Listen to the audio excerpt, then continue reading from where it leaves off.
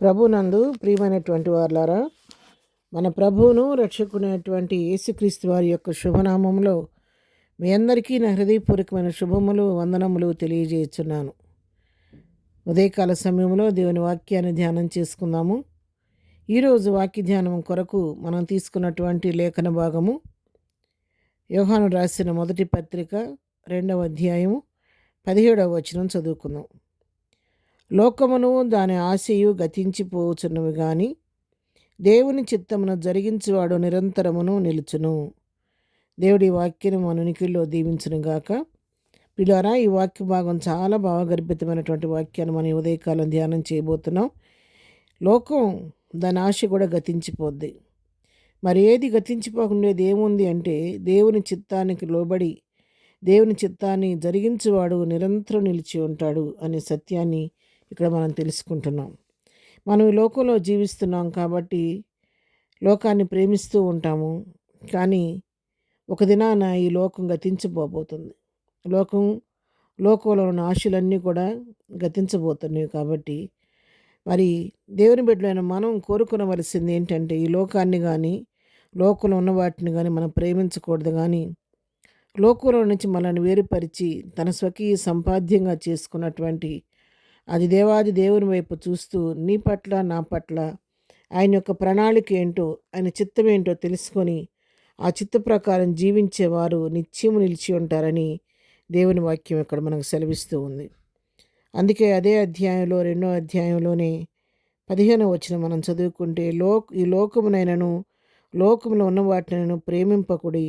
ఎవడైనను లోకమును ప్రేమించిన తండ్రి ప్రేమ వానిలో ఉండదు. లోకాంతో స్నేహం చేస్తే, లోకాన్ని ప్రేమిస్తే ఏమవుద్దంటే, దేవుని యొక్క ప్రేమ, తండ్రి అయిన దేవుని ప్రేమ మరి వాళ్ళలో ఉండదని చెప్పి సత్యం ఇక్కడ తెలియజేస్తుంది. అంతేకా అసలు లోకంలో ఏముంది అని చూస్తే 16వ వచనం, లోకంలో ఉన్నదంతయు అనగా శరీరాశియు నేత్రాశియు జీవపు డంబమును తండ్రి వలన పుట్టినవి కావు, ఇవి లోక సంబంధమైనవే.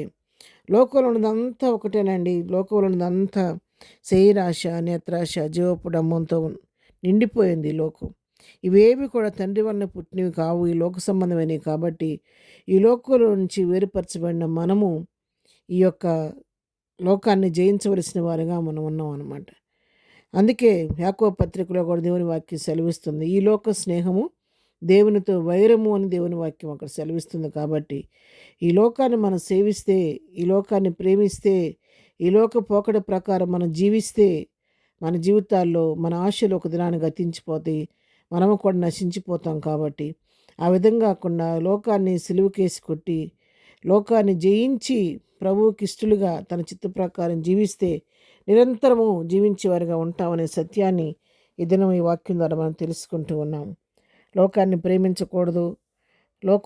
లోకంలో ఉండి మనుషులతో మాట్లాడకూడదు. ఎవరితో మరి ఉద్యోగాలు చేసుకోకుండా లోకంలో ఉన్న తర్వాత ఎవరితో ఎట్లా కుదురుద్ది అని ఒకవేళ మీరు అనుకోవచ్చు. మాట్లాడొద్దని కాదు, లోకం అందరితో కలిసిమెలిసి ఉండొద్దని కాదు, ఉద్యోగాలు చేయొద్దని కాదు నా ఉద్దేశం. కానీ అన్నీ చేసుకోవాలి. జీవనోపాధి కొరకు ఉద్యోగం చేసుకోవాలి. మనం కలిసి ఉన్నప్పుడు అందరితో కలిసి ప్రేమతో సమాధానంగా ఉండాలి. వాక్యమే చెప్తుంది, సాధ్యమంత వరకు అందరితో సమాధానంగా ఉండమని వాక్యమే సెలవిస్తుంది. అయితే ఏంటంటే, పాపిని ప్రేమించాలి, పాపాన్ని మనం ద్వేషించాలి. తామర పుష్పం నీటిలోనే ఉంటుంది. అది నీటిలో నుంచి చక్కగా ఆ నీటి మీదే పుష్పం వికసించి కనబడుతుంది. కానీ పొరపాటును కూడా దానిలో ఒక నీటిని మాత్రం అది రానివ్వదు. మనం కూడా ఆ విధంగా మరి తామర పుష్పం ఎలా నీటిలో పెరుగుతూనే నీటిని తనలోకి రానివ్వకుండా జాగ్రత్త పడుతుందో, లోకంలో మనం ఉన్నప్పటికీ లోకాన్ని స్నేహించకుండా, లోకాన్ని ప్రేమించకుండా, లోకం మనలోకి రాకుండా మనం ప్రత్యేకించబడిన వారిగా జీవించినప్పుడు మన ద్వారా దేవుని నామం మహింపరచబడుద్ది. నిరంతరం జీవించేవారిగా మనం ఉంటాము. అటు కృప ప్రభు మనకందరికీ దయచేయను గాక. ప్రార్థన చేసుకుందాం. ప్రేమ కలిగిన తండ్రి, పరిశుద్ధుడా, మీకు వందనాలు. ఉదయకాల సమయంలోనైనా వాక్యాన్ని మా పిల్లలందరినీ పేరు పేరుని దీవించి ఆశీర్వదించండి. వారి అవసరాలకు ఇరుకుల ఇబ్బందులు మీ నామలో తీర్చండి. ప్రభువా, ఈ లోకంలో మేము జీవిస్తుండగా తామర పుష్పం ఎలాగో నీటిలో ఉంటూ నీటిని తనలోకి రానివ్వకుండా జాగ్రత్త పడుతుందో, ఆ విధంగా మేము కూడా ప్రభువా ఈ లోకం నుంచి వేరై నీతిమంతులుగా పరిశుద్ధులుగా చిత్తానుసారంగా జీవించే కృప మాకు దయచేయండి. ఈ దినం తండ్రి మా ప్రియులు చేస్తున్న పనిపాట్లో నీ కాపుదల దయచేయండి. ప్రభా ఈ దినం బర్త్డే చేసుకున్న బిడ్డలను దీవించండి, ఆశీర్వదించండి.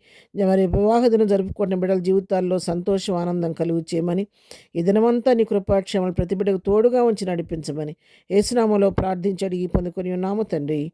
ఆమెన్. ప్రభు కృప సదాకాలము మనందరికీ తోడై ఉండి నడిపించును గాక. ఆమెన్.